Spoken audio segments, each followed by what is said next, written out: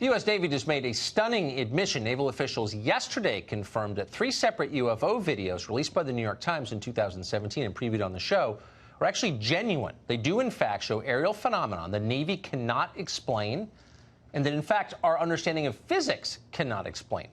The Navy also recently sent a letter to Congressman Mark Walker saying that it takes UFO sightings very seriously and is working to investigate them. Nick Pope is a British journalist. He once investigated UFOs for the UK Ministry of Defence. He joins us tonight to explain the significance of this. So, Nick, this does seem like a change in the way the Pentagon describes this phenomenon, is it? Yes, it is. Up until this point, the Navy has said very little. And in fact, they've left the door open sometimes and almost implied, look, we might be dealing with commercial drones or even balloons. But now what they've done is turned around and said, number one, this is real. And number two, this is unidentified aerial phenomena. That's the phrase that they've used. Previously, they've said advanced unknown aircraft. Now they're saying unidentified aerial phenomena. And that is, it's a term borrowed from the British government. We used it in the Ministry of Defence, and we meant UFOs.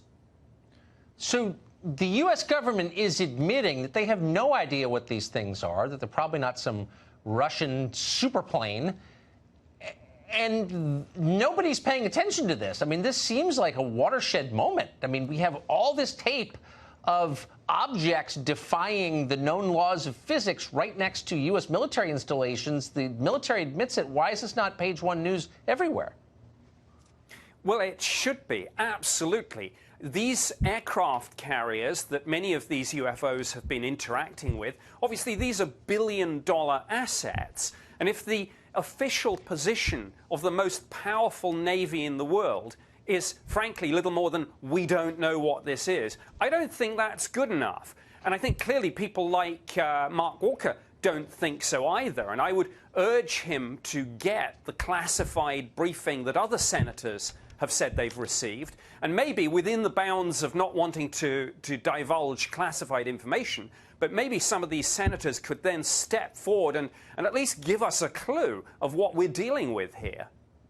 So it turns out it wasn't a weather balloon. I mean, they've been telling us that for 50 years. Oh, it's a weather balloon. It's not a weather balloon, is it? No, absolutely not. Somebody in the Pentagon must have. They say we don't want to hypothesize about this. That's fine. But there must be, in the Pentagon, a best assessment. And there must be a view of what they're ruling out. We should be told.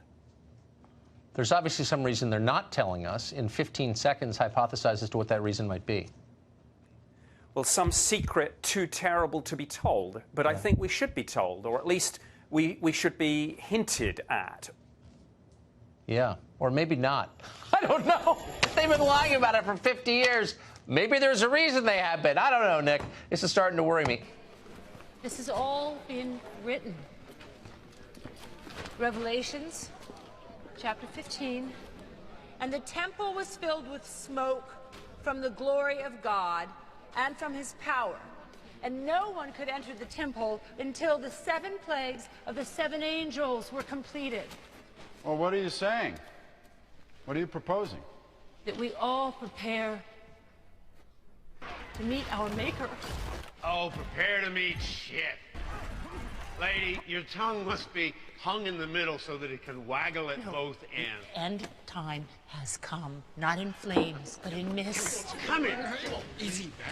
How about if your ass prepares to meet my size 10 work boot? How about that? Hey, there's no call for that.